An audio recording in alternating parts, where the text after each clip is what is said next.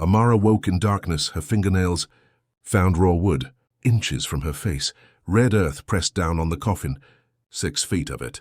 The white burial cloth wrapped her body, like a shroud. Above ground, her husband Cheeky stood at the fresh grave, brushing dirt from his hands. He'd used morphine from his mistress's hospital. A bribed doctor had signed the death certificate. In under 5 minutes. 12 million naira in land deeds now belonged to him. She was supposed to stay buried. Have you ever loved someone? Who was planning your erasure? These African stories, the kind that become life stories passed down through generations, reveal truths we'd rather not face. Today's touching story isn't folklore.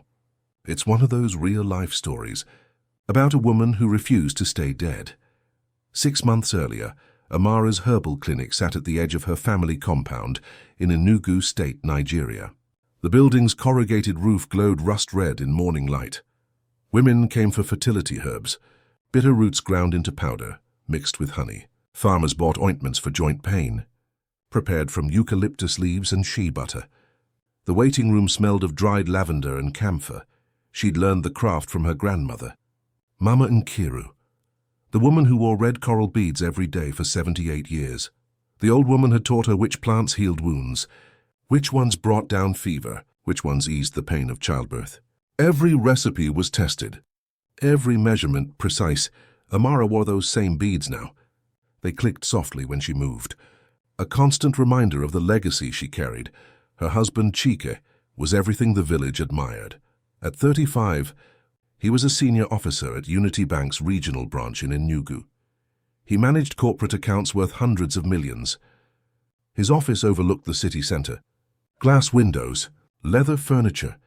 Every Sunday he sat in the front pew at St. Michael's Anglican Church, always dressed in crisp white shirts, silver cross gleaming on his chest.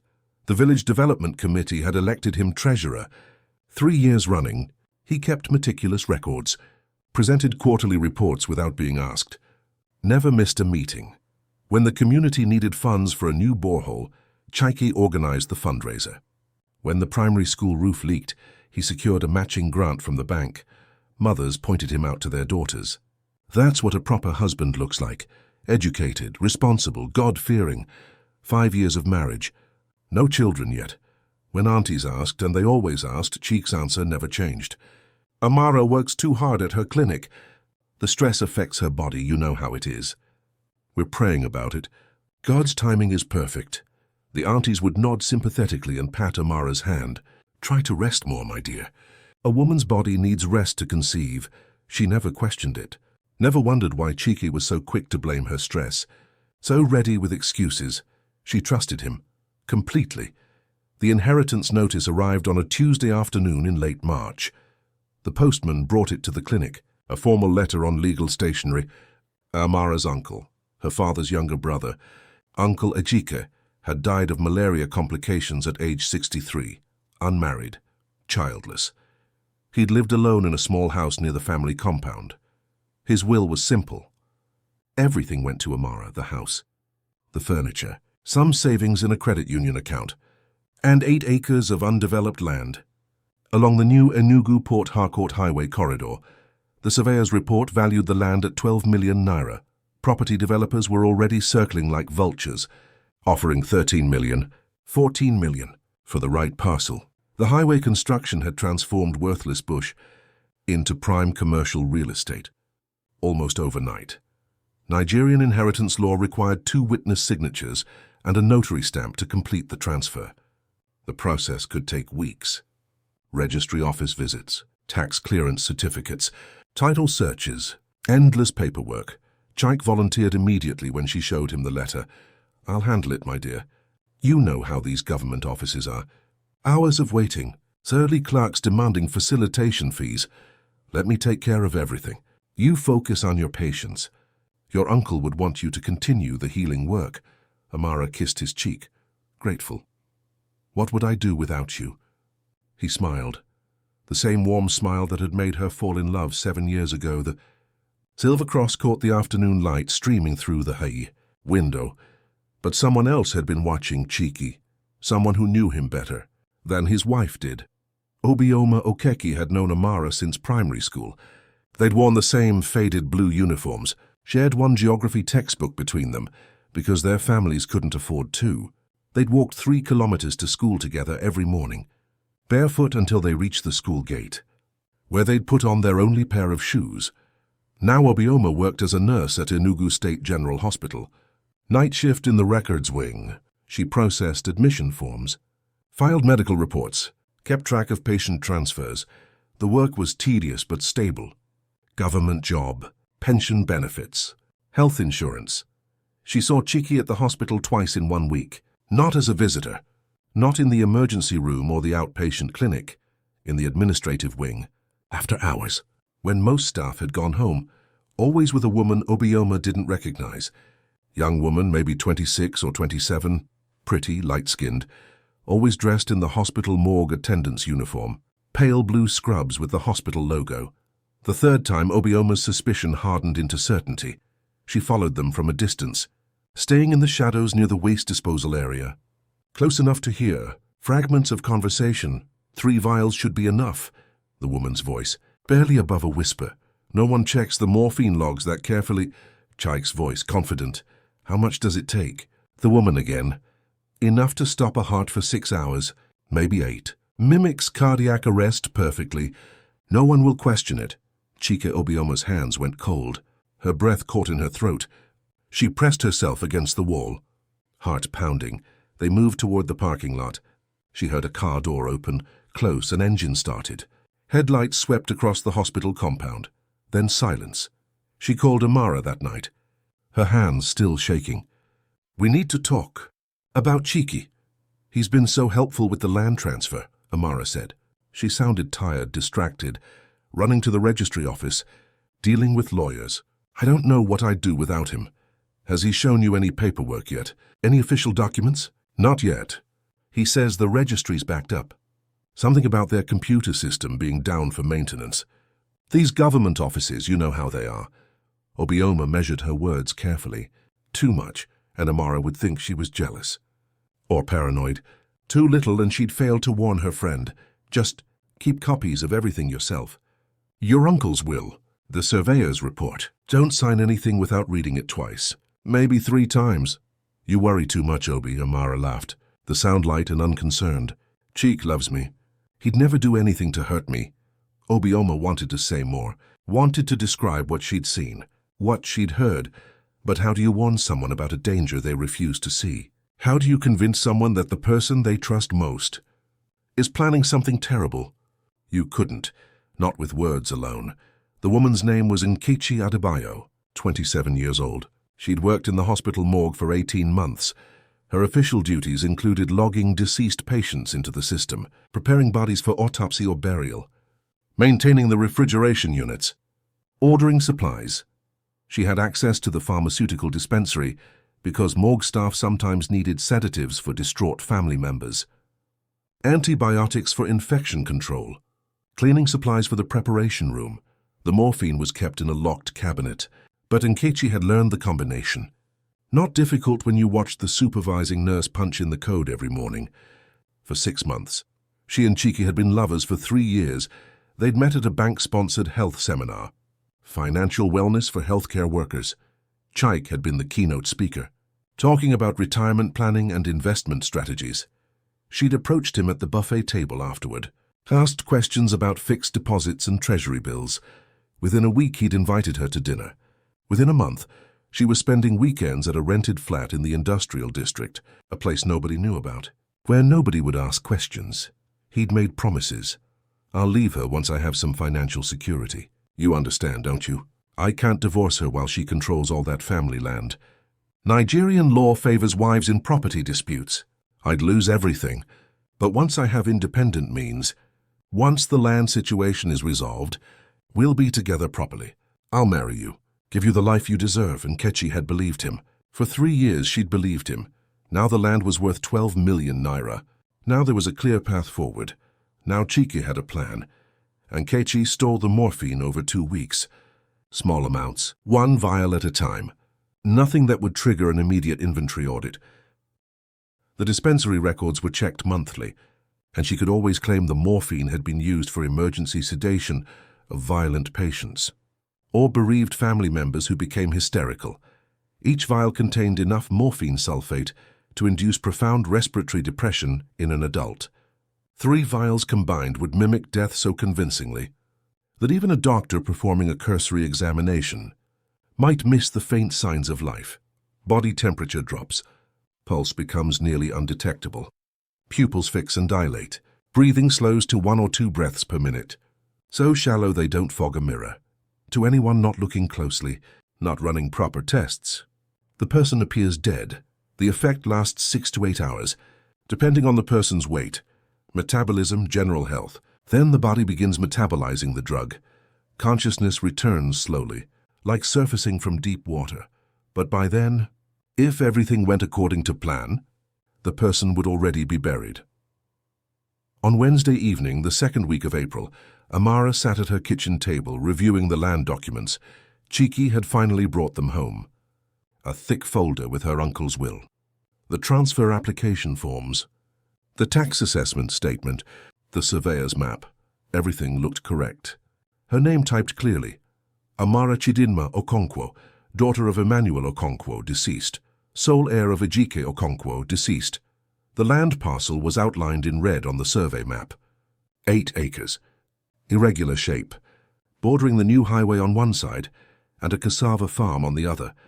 All she needed to do was sign the transfer forms in 3 places. Once before witnesses, once before the notary, once at the registry office for the final stamp. "Let me make you some tea first," Cheeky said, his voice gentle, solicitous. "You've been working all day at the clinic. 12 patients today, wasn't it? You must be exhausted." She was. Her shoulders ached. Her eyes felt gritty from lack of sleep. The kettle whistled in the kitchen. She heard him moving around, heard the clink of the cup, the sound of water pouring, the spoon stirring. He returned with her favorite cup, the one with yellow flowers painted on white ceramic. Her grandmother had given it to her. "Years ago, drink," he said, setting it before her. "Then we'll go through the signatures together. I want to make sure you understand everything before you sign." She took 3 sips. The tea tasted slightly bitter, but she'd bought a new brand of honey last week from a different market vendor. Sometimes herbal blends tasted different, depending on the honey used. By the 4th sip, her vision blurred at the edges. By the 5th, her hand couldn't hold the cup steady. It fell from her grip, shattered on the concrete floor. Tea spread across the ground. Like spilled blood, Chaik caught her as she collapsed. He lowered her gently to the floor. Supporting her head, he checked her carotid pulse, faint, thread-like, checked her pupils, fixed, dilated, felt her skin, already cooling. He pulled out his phone and dialed a number he'd memorized weeks ago. Dr. Ease picked up on the 3rd ring. "Yes? It's Cheek. I need you to come to my house now. It's an emergency." Dr. Emmanuel Ease was 43 years old, a general practitioner who ran a small clinic near the market. Decent doctor once, back when he'd graduated from medical school. But 15 years of private practice in a poor area had worn him down. The clinic barely broke even. His wife had left him 2 years ago. His children were in university, and he could barely afford their fees. He'd started gambling to cope with the stress. Small bets at first, football pools, lottery tickets, then larger stakes. Poker games in backroom clubs where civil servants and businessmen played for serious money. He'd lost badly 8 months ago. 400,000 naira in one night. Money he didn't have. The loan shark had been patient at first, then increasingly threatening. Broken fingers, acid attacks. These were the consequences of unpaid debts. Chaik had been there that night, had watched Dr. Easy lose hand after hand. Afterward, in the parking lot, Cheeky had made an offer. "I'll cover your debt. 400,000. I'll pay it tomorrow." "Why would you do that?" Dr. Easy had been suspicious, desperate, ashamed, "Because I might need a favor someday. A medical favor. When that day comes, you'll help me. No questions." "We'll be even," Dr. Ez had agreed. What choice did he have? Now that day had come. Dr. Eze arrived at Cheeky's house in 12 minutes. He carried his medical bag. The leather cracked and faded. Inside, stethoscope, blood pressure cuff, thermometer, prescription pad, pen. Amara lay on the kitchen floor. White foam at the corners of her mouth. Eyes half open, unseeing, skin pale. Lips tinged blue. Dr. Easy performed his examination, checked the carotid pulse. Barely present. Maybe 30 beats per minute. Listened to her chest with the stethoscope. Heart sounds faint and distant. Checked pupil response with his penlight. No reaction. Felt her skin temperature, cool to the touch. He knew what he was seeing. Knew the signs. This wasn't death. This was profound drug-induced sedation. Morphine, most likely. Or barbiturates. But he also knew what Cheeky expected him to say. He pulled out his prescription pad and wrote quickly. Not meeting Cheeky's eyes. Sudden cardiac arrest, he said. His voice flat. I'm very sorry for your loss, Cheeky. Sometimes these things happen with young women. Undiagnosed genetic heart conditions. Congenital defects. They can live apparently healthy lives and then... this. Should we take her to the hospital? Cheeky's voice broke perfectly. Tears forming in his eyes. Maybe they can resuscitate her. Maybe there's still time. She's gone. Dr. Easy signed the death certificate, his hand shaking so badly the signature was barely legible. I'm very sorry. There's nothing anyone can do now. As he left, Cheeky pressed a thick envelope into his palm. For your trouble, Doctor. And we're even now. The debt is cleared. Dr. Ease took the envelope. Didn't open it. Didn't count the money, just walked to his car, climbed in, and sat there for 10 minutes with his head against the steering wheel. Then he drove home, poured himself a glass of cheap gin, and tried not to think about what he'd just done. Chike moved quickly after Dr. Ease left. He called Amara's relatives first. Her cousins, her aunts, her few remaining elderly uncles. I have terrible news. Amara collapsed. Her heart... Dr. Easy says it was sudden cardiac arrest. She's gone. He called the church. Pastor Okoro answered, his voice groggy with sleep. Cheek, it's past midnight. What's wrong? Pastor, I need you.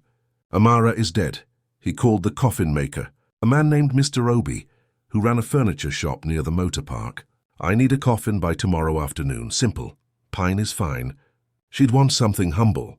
He called the cemetery caretaker. I need a plot beside her grandmother's grave. Can you dig it by dawn? Every call was perfect. Every word was measured. The grief in his voice sounded absolutely genuine.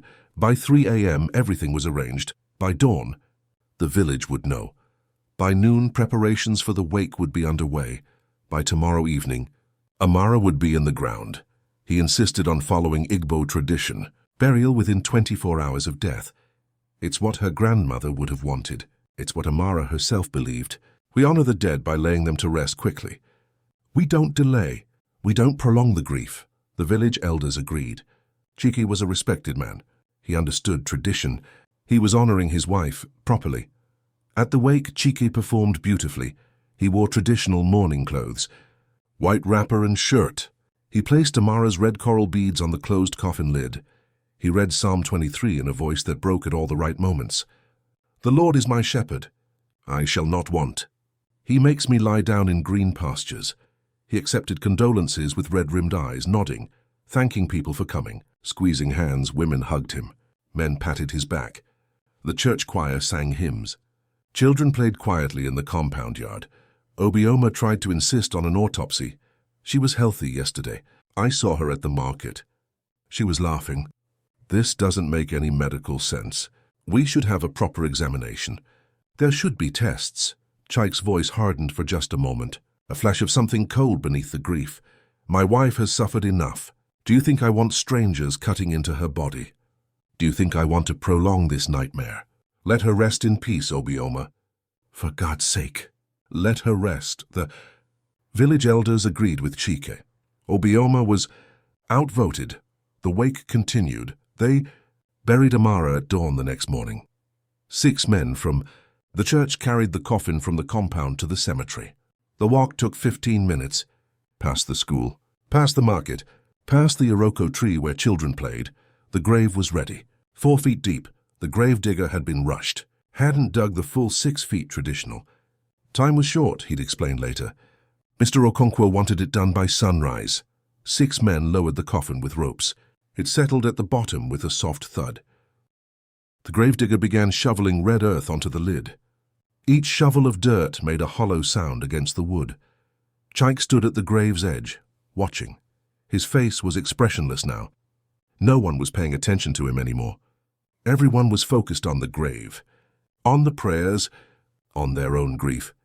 He watched until the last shovel of dirt was patted down, watched until the wooden cross was placed at the head, watched until the flowers were arranged in a small pile. Then he turned and walked away. Inside the coffin, wrapped in white burial cloth, Amara's body lay perfectly still. The morphine held her in its chemical grip. Her heart beat 3 times per minute. Her lungs took one shallow breath every 30 seconds. Her brain activity had slowed to delta waves. The deep unconsciousness of dreamless sleep. She wasn't dead, but she would be in approximately 4 hours. When the air inside the sealed coffin ran out, 6 hours and 20 minutes after burial, the morphine began to metabolize. Amara's liver processed the drug slowly, breaking down the chemical compounds, filtering them through her kidneys. Her heart rate increased. 10 beats per minute, 20, 40. Her breathing deepened. 2 breaths per minute, 4, 8. Her brain began firing again, neurons reconnecting, awareness returning. Like a tide coming in, the first thing she registered was darkness. Complete, suffocating darkness. Not the darkness of a room with curtains drawn. Not the darkness of night, the absolute darkness of a sealed space, the underground. The second thing was the smell. Earth and wood polish and something chemical she couldn't immediately identify. Formaldehyde, maybe. Or embalming fluid, wait. No, she hadn't been embalmed. Why would she smell chemicals? The third thing was terror, pure animal terror. That sent adrenaline flooding through her system. She tried to move. Her arms were pinned against her sides by the burial cloth, wrapped tight around her body. Her head pressed against rough wood maybe 2 inches from her face. When she tried to inhale deeply, fabric filled her mouth, making her gag. The coffin was maybe 18 inches wide. Cheap pine, she could tell from the texture and smell. Not the mahogany or cedar of expensive burials. Rough construction.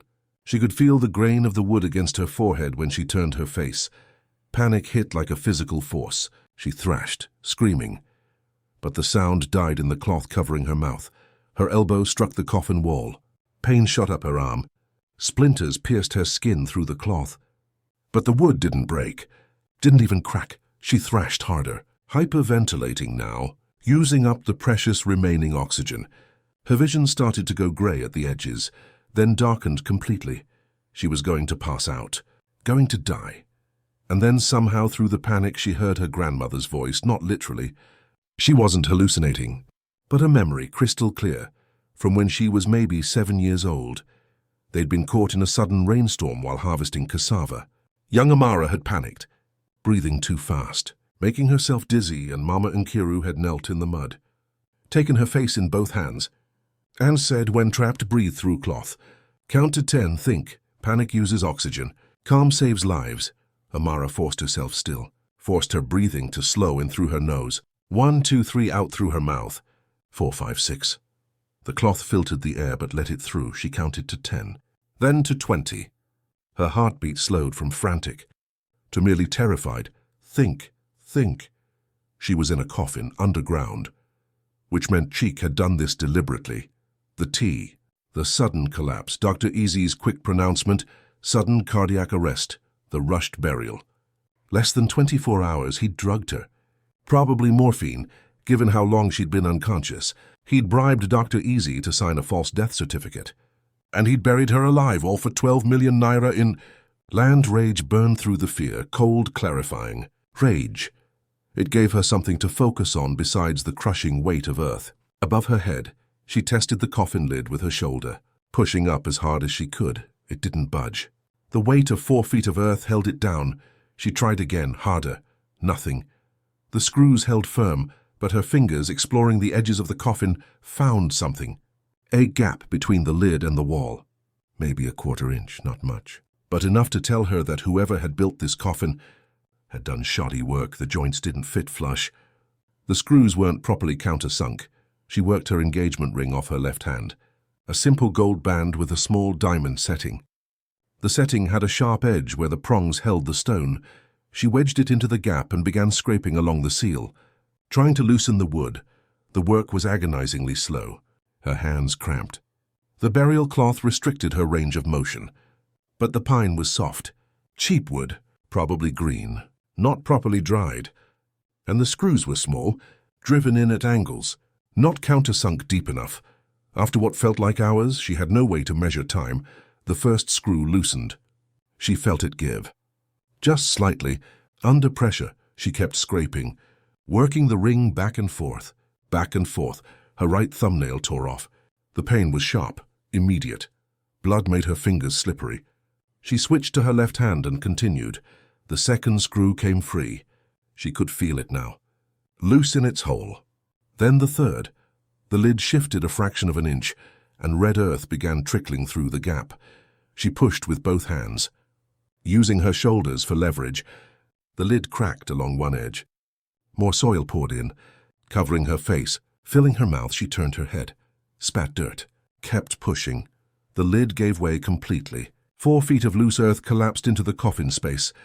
She was drowning in soil now, choking, but she could move her arms. She clawed upward, forcing her body through the dirt. Her lungs burned. She couldn't breathe, couldn't see, couldn't hear anything except the roaring in her ears, but she kept digging, kept clawing. Found roots, stones, more soil. The burial cloth tore away. She pushed past it, upward, always upward. Her hand broke through into night air. She dragged herself out of the grave like something prehistoric crawling from the sea, covered in red earth, gasping, crying, alive. The cemetery was empty. The moon was a thin crescent behind clouds. She collapsed beside the hole that had almost been her tomb. Her body shook. Not from cold, the April night was warm. From rage, from terror. From the sheer biological shock of having survived something that should have killed her. She lay there for maybe 10 minutes. Just breathing. Just feeling air move in and out of her lungs. Just listening to her heartbeat. The white burial cloth lay in shreds around the grave. She tore off a long strip and wrapped her bleeding hands.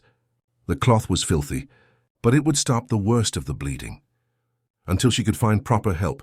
Then she stood. Her legs barely held her. She was weak from the morphine, from oxygen deprivation, from digging her way through 4 feet of earth.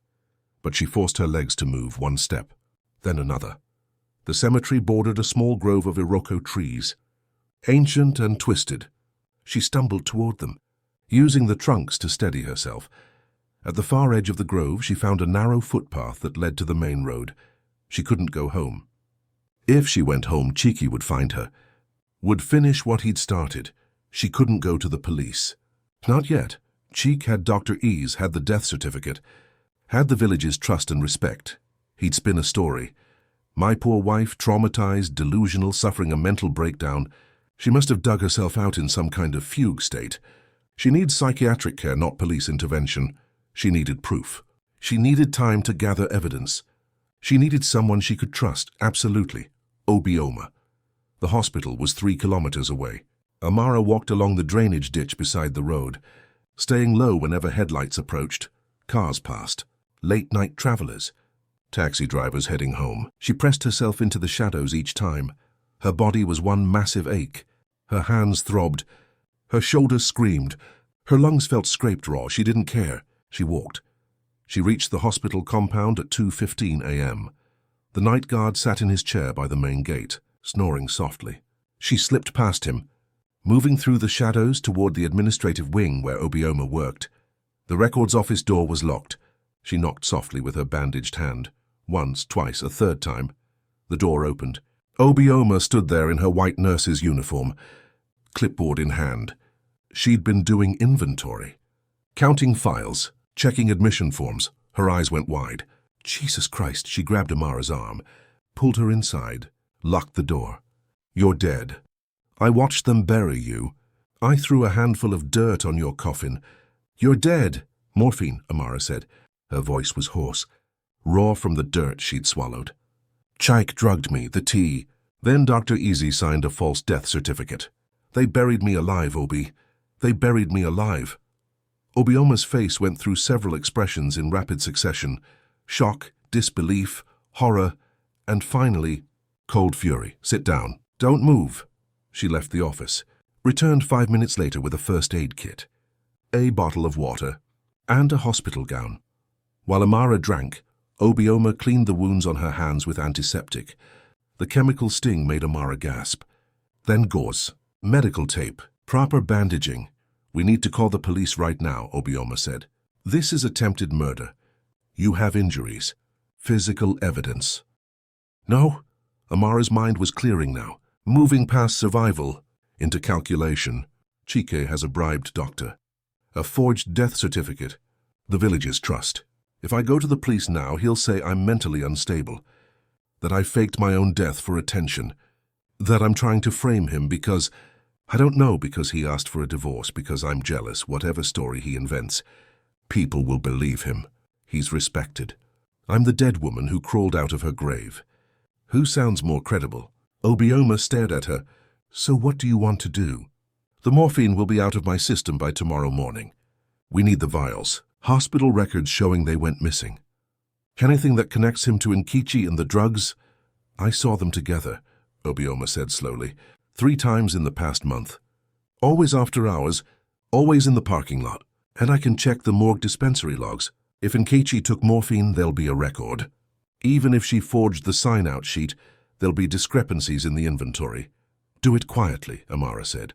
If Chike suspects I'm alive, he'll run. Or he'll come back to finish what he started.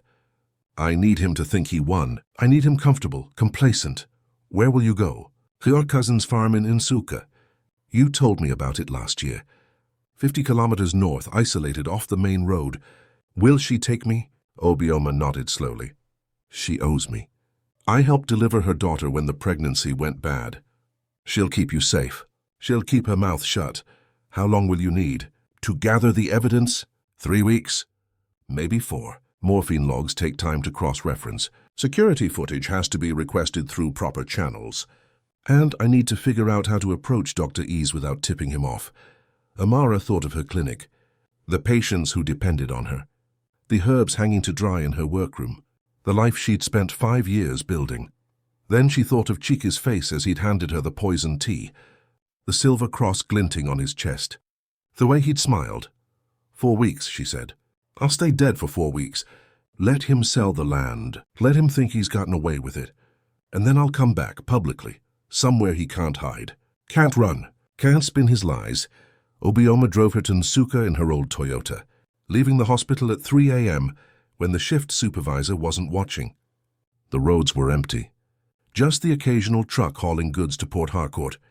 The farmhouse appeared in the headlights like something from a fable. Small concrete structure, corrugated iron roof, surrounded by cassava fields stretching to the horizon. Obioma's cousin, a woman named Adaize, opened the door in a wrapper and headscarf. Obi, what's wrong? Who is this? She needs help. No questions. Can she stay here for a month? Erdiz looked at Amara, covered in dirt, hands bandaged, eyes haunted. Whatever she saw in that face made her step aside. Without another word, come in. Stay as long as you need. My lips are sealed. For 3 weeks and 4 days, Amara healed. Her hands scabbed over, then scarred. Thin white lines across her palms. Like stigmata, she walked the cassava rows every dawn, building back her strength. At night, lying on the narrow bed in Adaize's spare room, she planned Obioma visited twice a week, always after dark. She brought food, clean clothes, and evidence. The morphine log showed 3 vials missing during the week of Amara's death. April 10th, April 12th, April 14th, and Nkechi had been on duty each time. And the sign-out sheets claimed the morphine was used for sedation of violent patients or compassionate care for terminal cases. But when Obioma cross-referenced against patient admission records, none of those patients existed. The names were fabricated. Security camera footage from the hospital parking lot showed Chike and Nkechi together on April 8th, 2 days before Amara collapsed. You could see Chike hand over an envelope. Nkechi counted what was inside. Money, clearly. The timestamp was burned into the corner, 224733, Dr. Easy's. Signature on Amara's death certificate didn't match his signature on other documents from the same period. Obioma had pulled his entire file from hospital records, compared the handwriting. The death certificate signature slanted wrong. The letters too large. The pressure too heavy. He'd been drunk or terrified when he signed. Maybe both. And the land transfer documents showed a forged signature. Amara's handwriting was distinctive, small, precise, with characteristic loops on her A and The signature on the transfer forms was larger, cruder, written by someone who'd practiced, but hadn't quite captured her style. Handwriting expert Obioma consulted, claiming it was for a legal case. Confirmed. This signature is definitely forged. The person who wrote it was trying to copy someone else's style, but lacked the muscle memory for authenticity. On day 18, Obioma brought news that made Amara's blood run. Cold and hot simultaneously. He sold the land yesterday, 12.5 million naira, to a development company called Eagle Properties. They're building a shopping complex. Construction starts next month. What's he doing with the money? Building a house. On a different property, about 2 kilometers from your old compound. Big place, 4 bedrooms, modern kitchen, generator, water tank. He hired a contractor last week. Foundation work has already started. And Nkechi, he announced their engagement 3 days ago. Wedding planned for, Obioma consulted her phone, May 15th, 3 weeks from now. At the new estate, before construction is complete. Outdoor ceremony under a white pavilion. 200 guests invited. Amara felt something cold and bright settle in her chest. Not rage anymore. Something calmer, more deliberate, more dangerous. Perfect, she said. Perfect? He thinks he won. He's celebrating. Planning his new life with his new wife in the house my inheritance paid for. Amara smiled, and it was not a pleasant smile. Let him have his wedding. Let him invite 200 witnesses, and then I'll walk into his new life and burn it to the ground.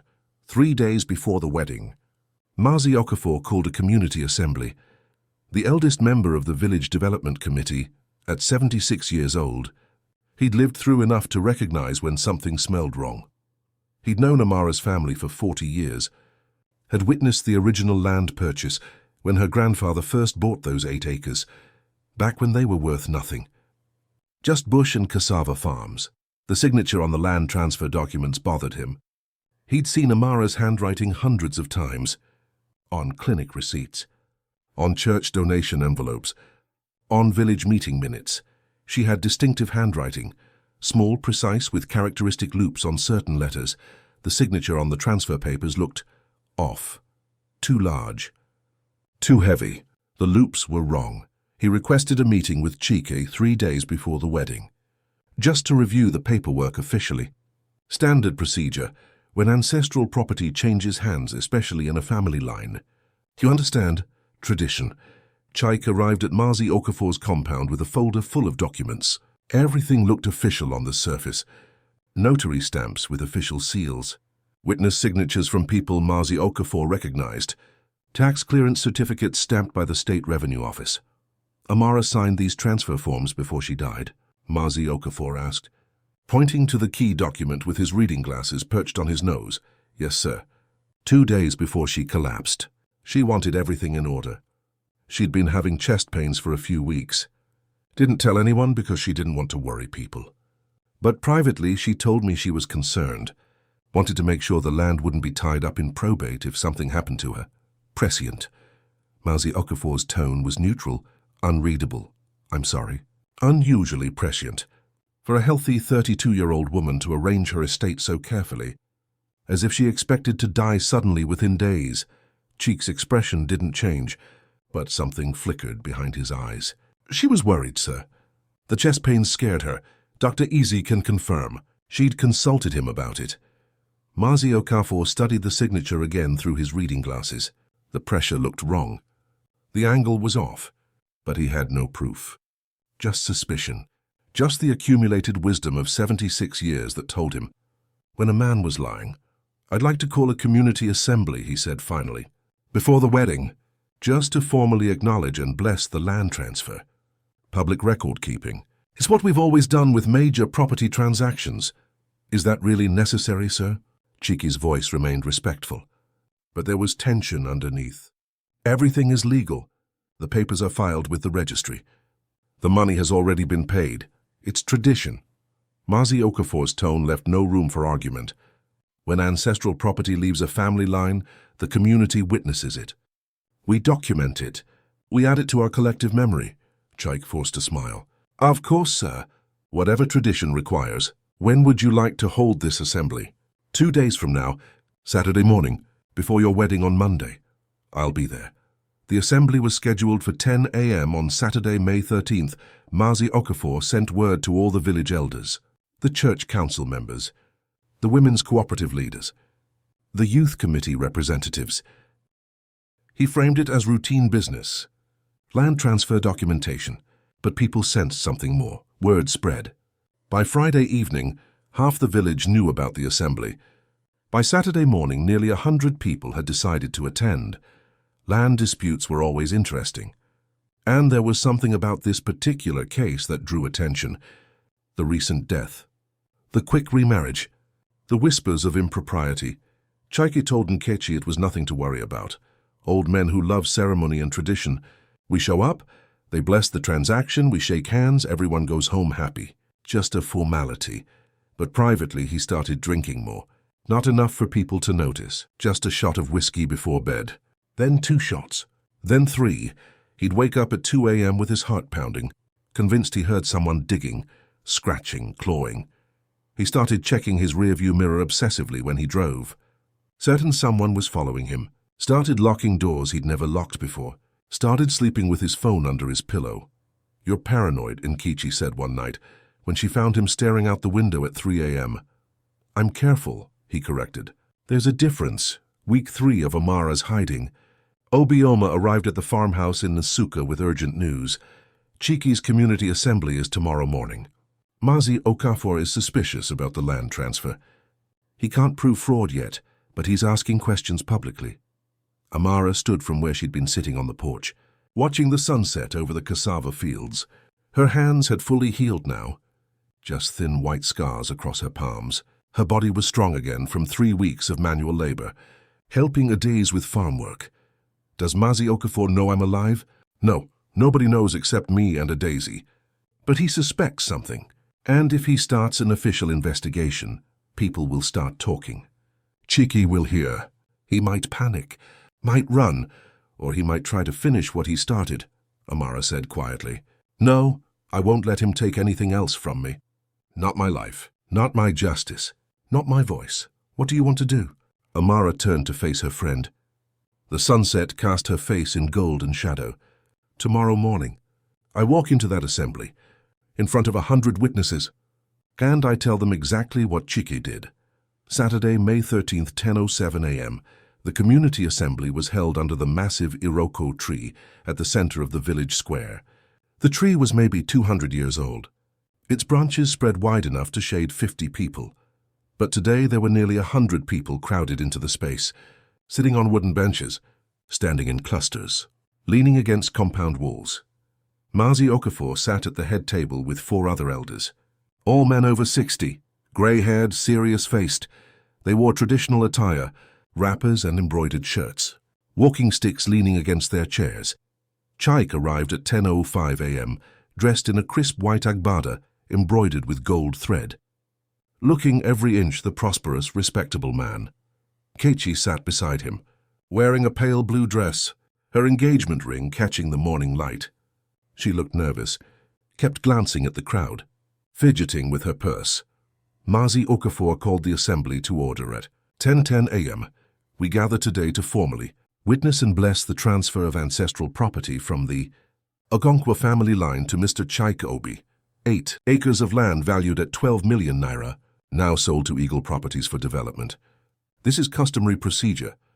When significant ancestral property changes, hands, he gestured to Chika, please stand and present the documents for community witness. Chaiki stood, smooth, confident. He held up the folder.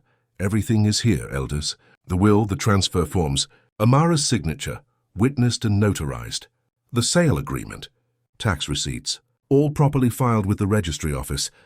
My late wife wanted to ensure her uncle's legacy was preserved. She worked closely with me in her final days to arrange everything. It was her wish that the land be sold to fund a community development project, a new wing for the primary school. I'm honored to fulfill her final request. Murmurs of approval from the crowd.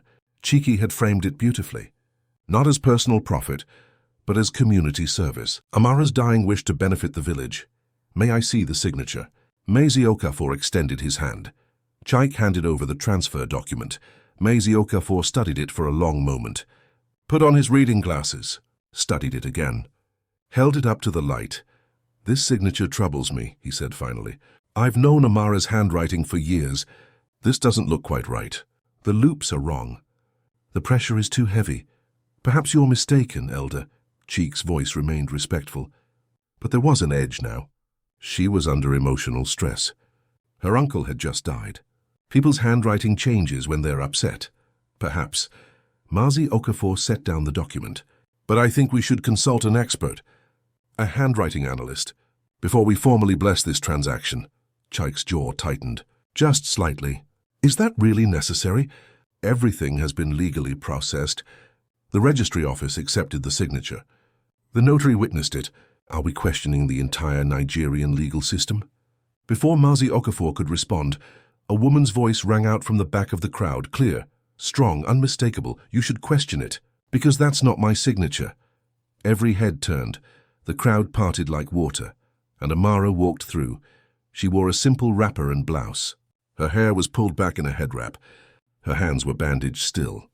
Thin white gauze visible at her wrists, but her face was unmistakable. Her red coral beads, the ones that had rested on her coffin, now hung around her neck. She walked slowly, deliberately, her eyes locked on Cheeky. The crowd's reaction was immediate and visceral. Someone screamed. Several women backed away, clutching at their neighbors. An elderly man made the sign of the cross rapidly over and over. Jesus Christ, it's a ghost. She's come back. Amara. Nkechi stood so fast her chair tipped over backward. She made a sound like an animal caught in a trap, high-pitched, strangled. Then she turned and ran, pushing through the crowd, disappearing down the dirt road toward the main highway. Cheek didn't move.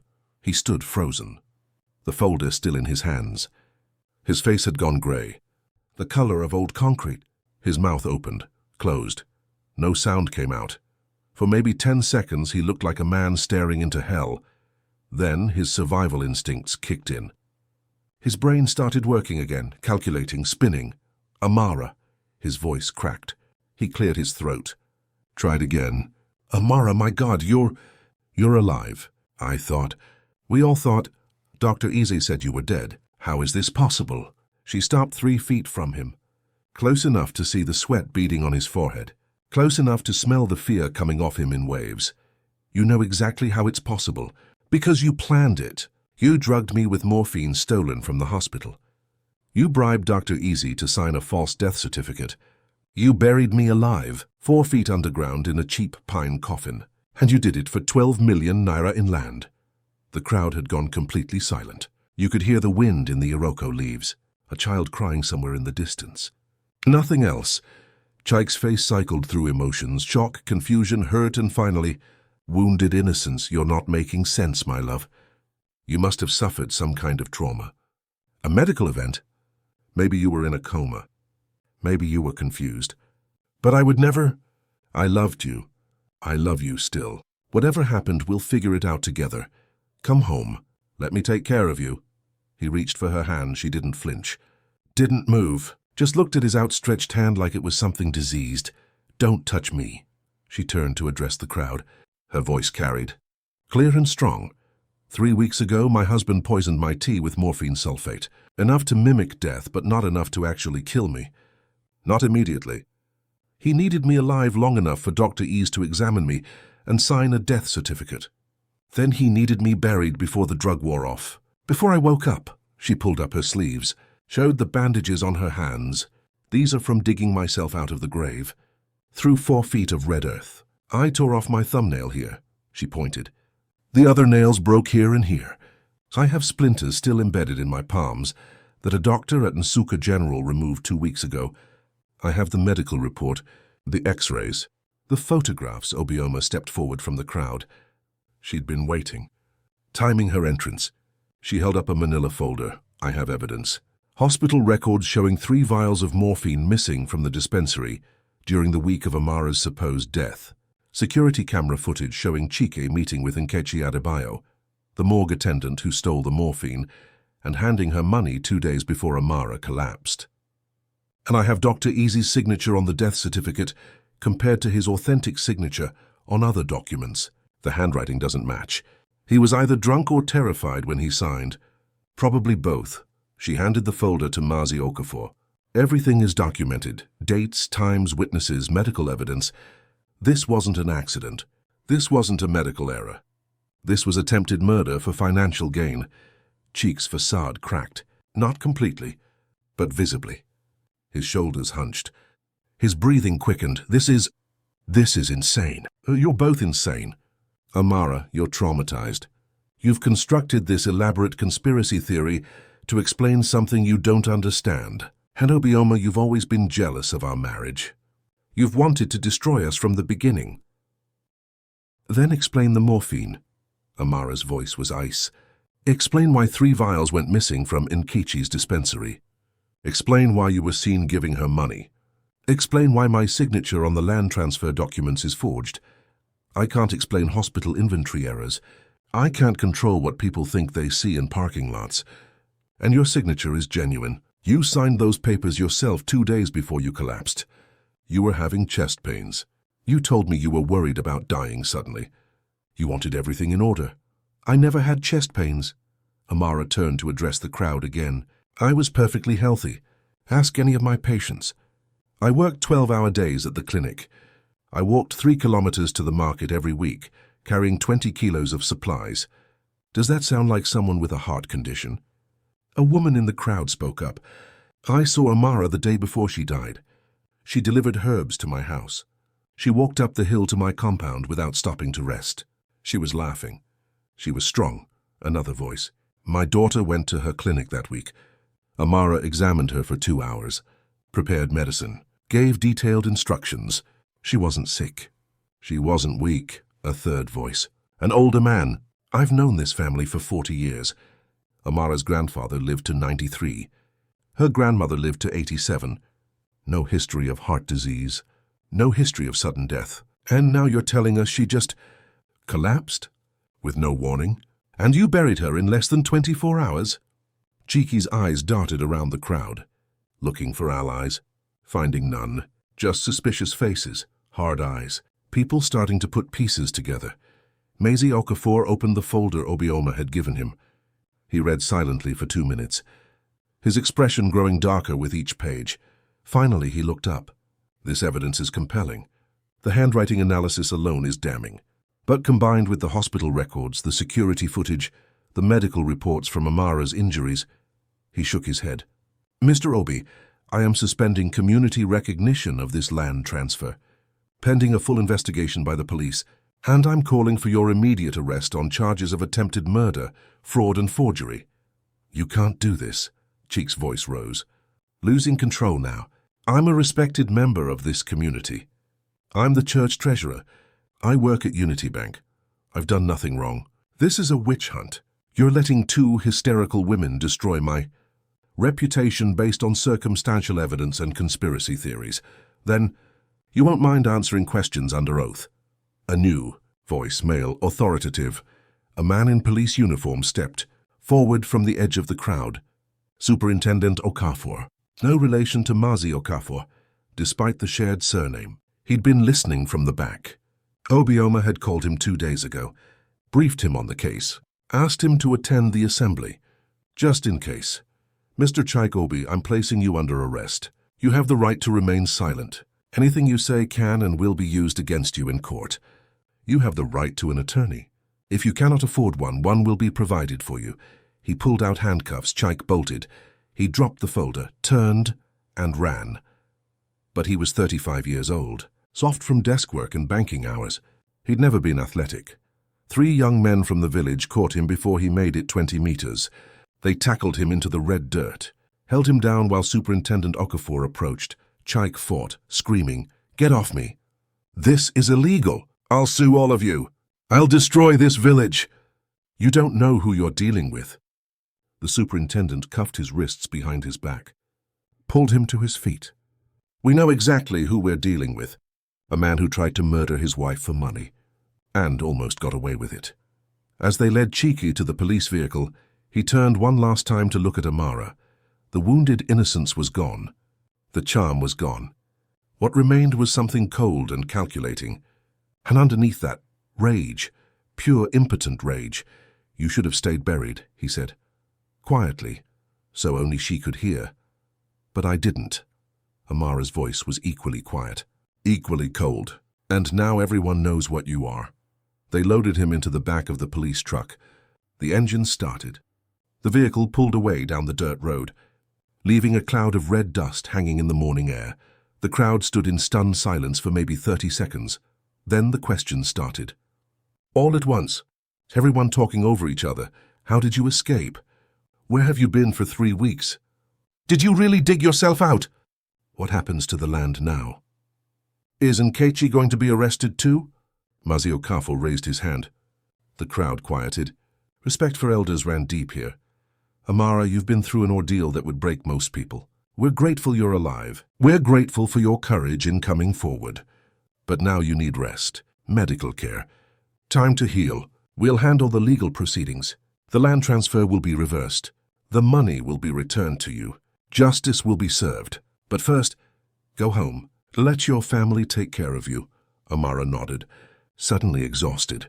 The adrenaline that had carried her through the confrontation was draining away. Leaving her hollow, Obioma put an arm around her shoulders. "Come on, let's get you somewhere safe." As they walked away from the assembly, people reached out, touching Amara's arm, her shoulder, offering blessings, prayers, words of encouragement. "You're a warrior. Your grandmother would be proud. You showed that devil what happens when you underestimate a strong woman." Amara let the words wash over her. She didn't have the energy to respond. She just walked, one foot in front of the other, Obioma steady beside her. The investigation moved quickly once it began. Superintendent Okafor was thorough. He interviewed every witness, collected every piece of evidence, built an airtight case, and Nkechi Adebayo was arrested 3 days later at a bus station in Onitsha. She'd been trying to flee to Lagos. In her bag, 30,000 naira in cash, a fake ID, and a one-way ticket to Ghana. She confessed within 2 hours of interrogation. Gave up everything.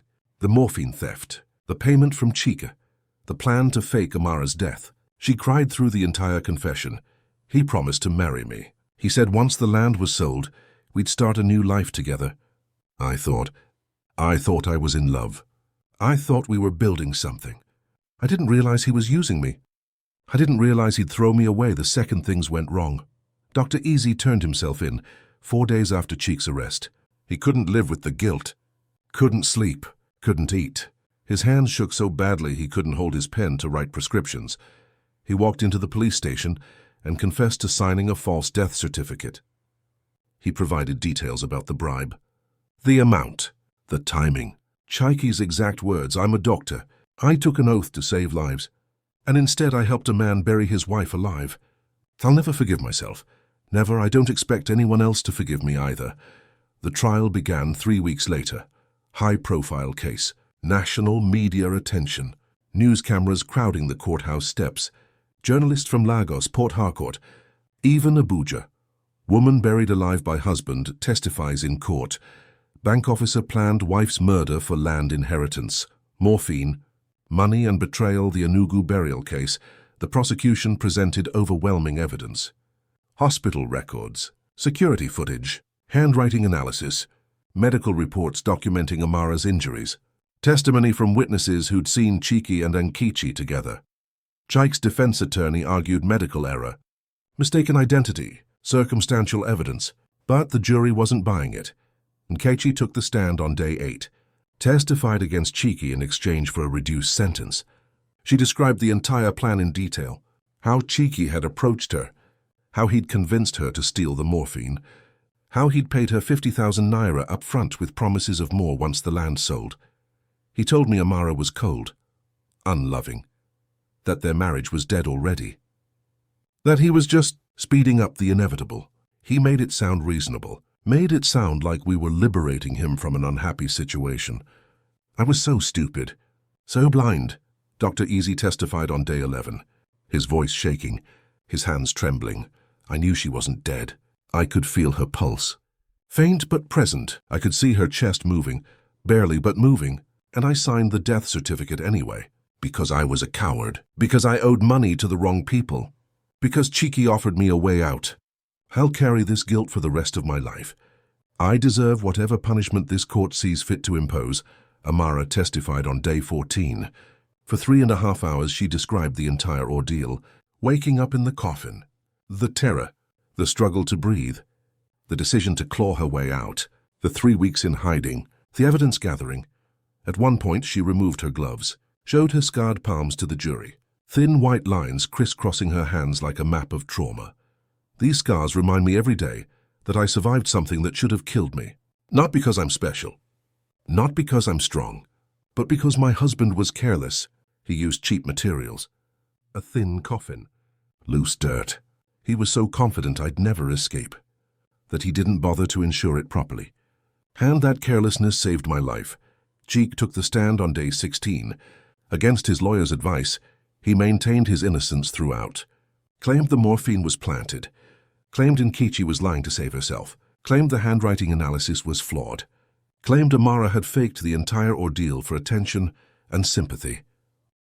She wanted to punish me for asking for a divorce. She wanted to destroy my reputation. So she staged this elaborate hoax. She hid for 3 weeks, injured herself deliberately, and then reappeared with this wild story. And now she's using public sympathy to steal my property, to ruin my life.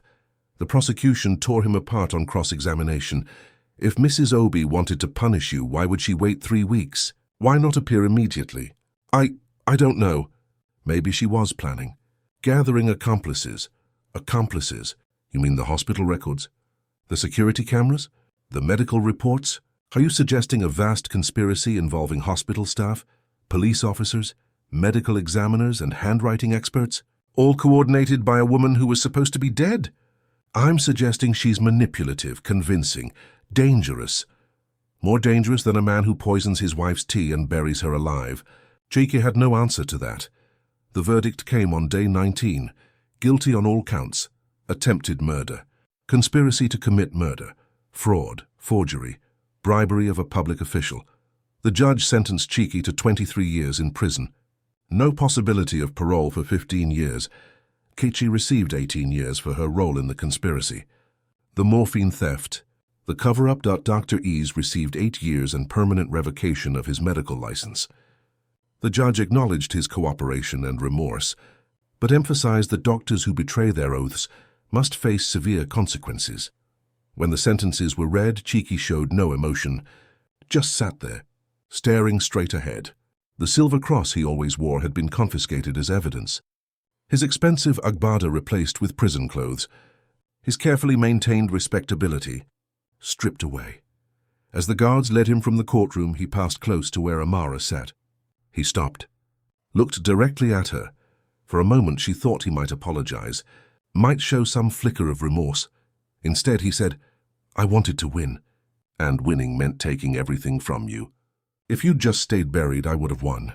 I would have had the land, the money, the new wife, the new life, everything. You ruined it. You ruined everything." Then the guards pulled him away, and Amara never saw him again. After the trial, Amara had choices to make. The land transfer was reversed. Eagle Properties withdrew their offer. Too much negative publicity. Nobody wanted to build on property associated with attempted murder. Other developers made new offers, some higher than the original 12 million. But Amara turned them all down. She kept 6 acres undeveloped, planted 50 Iroko trees along the perimeter, created a memorial grove for her grandmother, for her uncle, for everyone in her family line who'd worked that soil. She sold 2 acres to fund something different, something that mattered. She established the Amara Protocols, a legal aid fund for women in abusive relationships, a network of safe houses across Enugu State, a hotline staffed 24 hours a day, free legal representation for women facing property disputes, domestic violence, or financial coercion. She partnered with hospitals across 3 states to implement mandatory dual physician verification for death certificates. No more single doctor sign-offs, no more rushed pronouncements. She worked with the police to create training programs on recognizing signs of morphine poisoning, on distinguishing drug-induced coma from actual death. Within 2 years, the Amara Protocols had helped save 4 women's lives, women whose husbands had tried similar schemes, women who might have ended up buried alive if the protocols hadn't caught the attempts in time. The clinic reopened 8 months after the trial. Amara couldn't go back to the old building. Too many memories of Cheeky bringing her tea, of sitting at the kitchen table reviewing documents she thought she could trust. She built a new clinic instead, larger, better equipped, on a different part of the family compound. The waiting room could hold 20 people. The examination rooms had proper lighting. She hired 2 assistant herbalists and a full-time receptionist. Women came from 50 kilometers away, not just for healing herbs anymore, but for advice, for legal referrals, for someone who understood what it meant to survive betrayal. She never charged anyone who couldn't afford to pay. If someone needed herbs but had no money, she gave them anyway. My grandmother taught me that healing isn't a business transaction. It's a calling. You don't turn away someone in pain because their pockets are empty. Romance found her again, though she hadn't been looking for it. His name was Emeka Nwosu, a civil engineer working on rural electrification projects. He came to the clinic 18 months after the trial, not as a patient, as a consultant. The village development committee had hired him to assess whether they could install solar panels on community buildings. He needed to survey the clinic roof, check the structural integrity, calculate load-bearing capacity. Amara watched him work, quiet, methodical. He asked permission before entering each room, apologized for the disruption, made detailed notes on a worn clipboard. When he finished, he presented his findings. Your roof can support a 3-kilowatt system, enough to power all your lights, your refrigerator for storing medicines, and 2 ceiling fans. I can have it installed within 3 weeks if you're interested. What's the cost? For this project, nothing. The Rural Electrification Agency is funding community health infrastructure. You qualify. All you have to do is sign the authorization forms. She smiled. A genuine smile. The first one in months that reached her eyes. You promise you're not trying to poison me or steal my land? He blinked, confused, then realized who she was. The woman from the news. The woman who'd been buried alive. Oh God, I'm sorry. I didn't mean to. I should have introduced myself properly. I just assumed, he stammered, face going red with embarrassment. Relax, Amara laughed. I'm joking, mostly. When can you start? He returned 3 days later with his crew. They installed the solar panels over 2 days.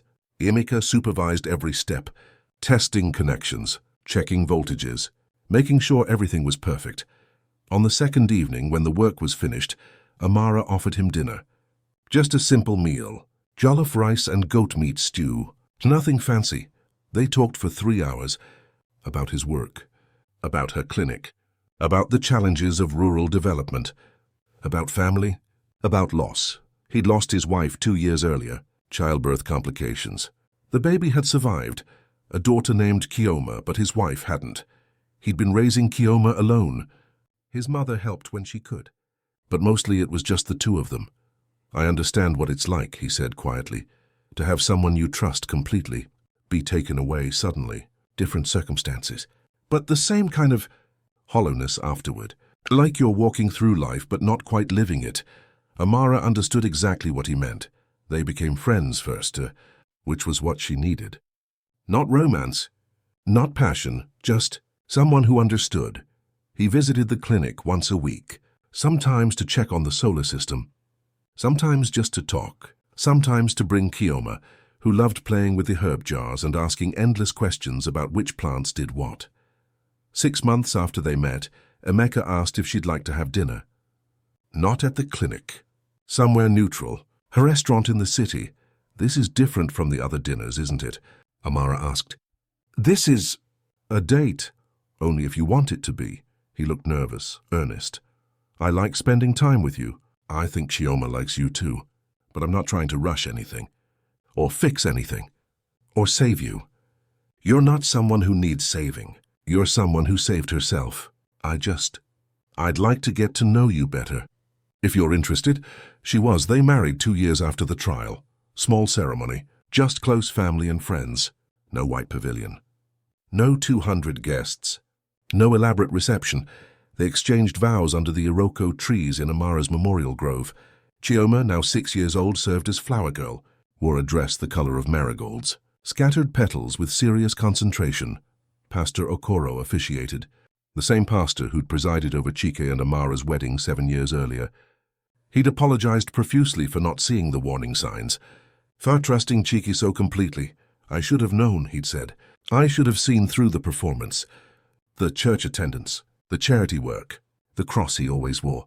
I should have realized that faith isn't proven by silver jewelry and front-row pews.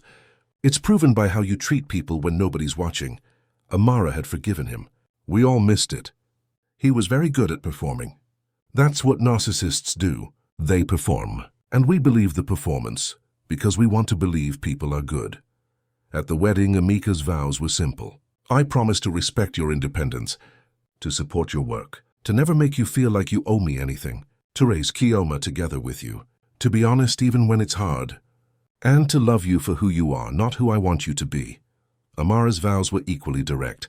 "I promise to trust again, to let you into my life completely, to help raise Kioma with wisdom and patience, to build a partnership, not a dependency, and to never forget that love without respect is just performance." They sealed the vows with a kiss. The small crowd applauded. Chioma giggled and threw more petals. 5 years after the trial, Amara received a letter. From prison. From Chike, the envelope was thin, the handwriting cramped. She almost threw it away unopened, but curiosity won out. The letter was 2 pages. Handwritten on lined paper torn from a spiral notebook. "Amara, I don't expect you to forgive me. I don't expect you to write back. But I needed to say this. Not for you. For me, I've had 5 years to think about what I did. 5 years in a cell with nothing but time and regret. And I finally understand something. I didn't love you. I loved the idea of you. The perfect wife who asked no questions, who trusted completely, who made me look good. When you inherited that land, I saw an opportunity. Not just for money, for freedom, for a new life. And I convinced myself that taking it was justified. That you'd be fine. That 12 million naira meant more to me than your life meant to you. I was wrong. Catastrophically wrong. What I did to you was evil. Not passionate. Not desperate. Just evil, calculated, cold. I chose money over your life. I chose convenience over your survival. And the worst part? Even after you climbed out of that grave, even after you confronted me publicly, part of me still thought I could win, could charm my way out, could convince people you were lying. That's how deeply the narcissism had infected me. Prison has stripped away the performance, the respectability, the charm. All that's left is who I actually am. And I don't like that person. I'm not sure I ever will. I know this letter changes nothing. You've built a new life. A good life. I read about your legal aid fund in the newspaper, about the women you've saved. You turned your trauma into protection for others. That's real strength. I just wanted you to know you were right to crawl out of that grave, right to expose me, right to demand justice. You were right about everything, I'm sorry, for what it's worth, which probably isn't much. Amara read the letter twice, then folded it carefully, placed it in an envelope, and filed it in a drawer with other legal documents from the case.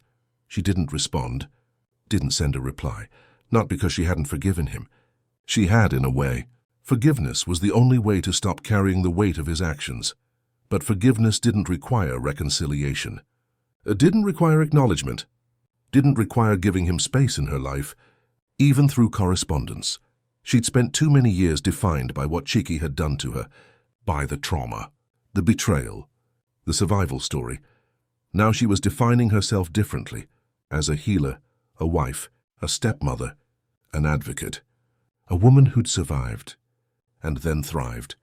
10 years after the burial, Amara stood in the memorial grove at dawn. The 50 Iroko trees had grown tall, their roots deep in ancestral soil.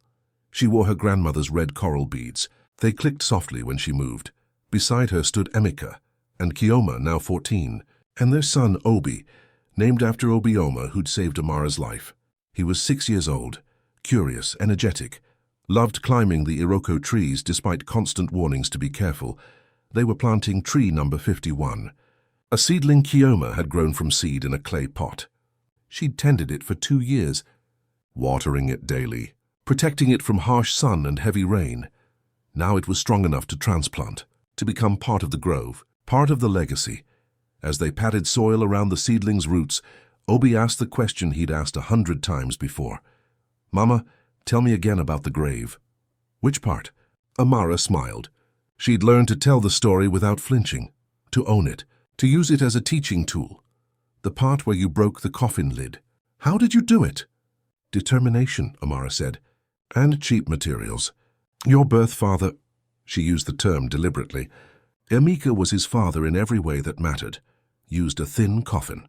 He thought I'd never wake up, but he underestimated me, and he was careless. That carelessness gave me a chance.